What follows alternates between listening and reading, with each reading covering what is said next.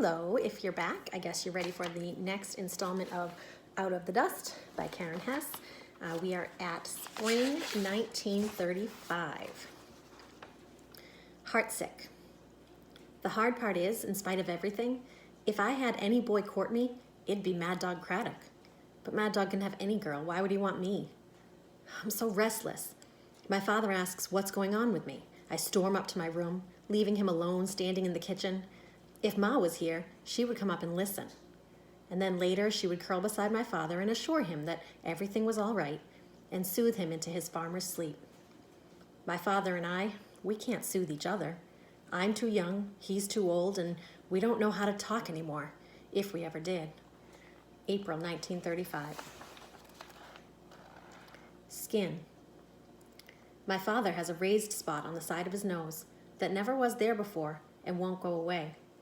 And there's another on his cheek and two more on his neck, and I wonder why the heck is he fooling around? He knows what it is. His father had those spots too. April 1935. That makes me think probably he's got some sort of skin cancer. Regrets. I never go by Arlie's anymore. Still, every week he comes to school to teach, and sometimes I bump into Vera or Miller Rice or Mad Dog. They're always kind. They ask after my father. They ask how my hands are feeling. I cross my arms in front of me, tight, so my scars won't show. These days, Mad Dog looks at me halfway between picking a fight and kindness. He walks with me a ways some afternoons, never says a word. He's quiet once the other girls go off. I've had enough of quiet men. I ought to keep clear of Mad Dog, but I don't. April 1935. I imagine when she says I've had enough of quiet men that she's referring to her father, who she has trouble communicating with. Fire on the rails. I hate fire, hate it. But the entire Oklahoma Panhandle is so dry, everything is going up in flames, everything too ready to ignite. Last week, the school caught fire. Damage was light on account of it being caught early. Most kids joked about it the next day, but it terrified me. I could hardly go back into the building. And this week, 3 boxcars in the train yard burned to ash. Jim Goyne and Harry Kessler spotted the fire, and that was a miracle considering the fierceness of the dust storm at the time. The fire boys tore over, but they couldn't put the blaze out with water, and water is exactly what they didn't have. So they separated the burning cars and moved them down a siding, away from any little thing that might catch if the flames hopped. It was all they talked about at school. The dust blew, they say, so you'd think it would have smothered the fire out, but the flames, crazy in the wind, licked away at the wooden frames of the 3 boxcars until nothing remained but warped metal and twisted rails, scorched dirt and charred tires. No one talks about fire right to my face. They can't forget how fire changed my life. But I hear them talking anyway. April 1935. The mail train. They promised through rain, heat, snow, and gloom, but they never said anything about dust. And so the mail got stuck for hours, for days, on the Santa Fe, because mountains of dust had blown over the tracks, because blizzards of dust blocked the way.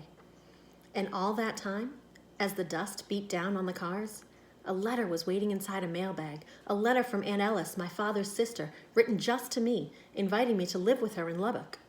I want to get out of here, but not to Aunt Ellis, not to Lubbock, Texas. My father didn't say much when I asked what I should do. Let's wait and see, he said. What's that supposed to mean?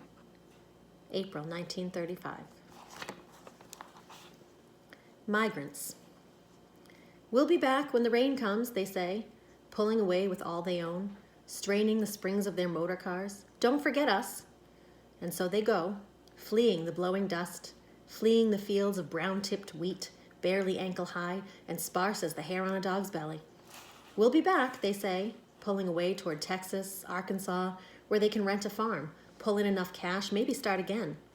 We'll be back when it rains, they say, setting out with their bed springs and mattresses, their cook stoves and dishes, their kitchen tables and their milk goats, tied to their running boards in rickety cages, setting out for California, where even though they say they'll come back, they just might stay if what I hear about that place is true. Don't forget us, they say. But there are so many leaving. How can I remember them all? April 1935. Blankets of Black. In this poem, there's quite a bit of imagery, strong verbs that are describing the dust storms, personification. These are things I want you to look for as you read along and as you listen. There is going to be an assignment regarding this poem, so please make sure you come back to it. Blankets of Black. On the first clear day, we staggered out of our caves of dust into the sunlight, turning our faces to the big blue sky. On the second clear day, we believed the worst was over at last. We flocked outside, traded in town, going into stores and coming out, only to find the air still, clear, and gentle, grateful for each easy breath. On the third clear day, summer came in April, and the churches opened their arms to all comers, and all comers came. After church, folks headed for picnics, car trips. No one could stay inside. My father and I argued about the funeral of Grandma Lucas, who truly was no relation, but we ended up going anyway, driving down the road in a procession to Texoma. 6 miles out of town, the air turned cold. Birds beat their wings everywhere you looked, whole flocks dropping out of the sky, crowding on fence posts. I was sulking in the truck beside my father when heaven's shadow crept across the plains. A black cloud, big and silent as Montana, boiling on the horizon and barreling toward us. More birds tumbled from the sky, frantically keeping ahead of the dust. We watched as the storm swallowed the light. The sky turned from blue to black, night descended in an instant, and the dust was on us. The wind screamed. The blowing dirt ran so thick I couldn't see the brim of my hat as we plunged from the truck, fleeing. The dust swarmed like it had never swarmed before. My father groped for my hand, pulled me away from the truck. We ran, a blind pitching toward the shelter of a small house, almost invisible, our hands tight together, running toward the ghostly door, pounding on it with desperation.